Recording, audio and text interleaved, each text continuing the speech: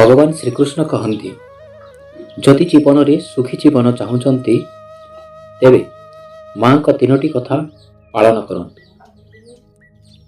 प्रथम, सबुबेले निजको शांत एवं नम्र रखंतु। जे निजको नम्र एवं शांत रखे से समस्तंकर प्रिय होता है।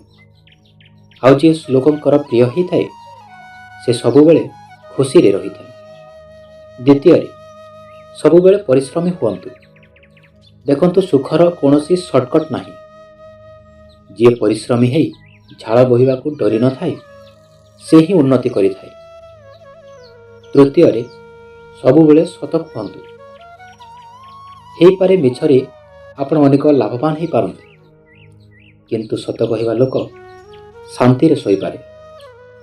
तार कौनसी हरैबार भय न थाए। मन रखंतु मांकर ए तीनोटी कथा साधारण नुहे। जे याकू पालन करे से उन्नतिर शिखर रे पहुंचीबा पई तार रास्ता रे केही भी रोकी पारे नहीं। धन्यवाद।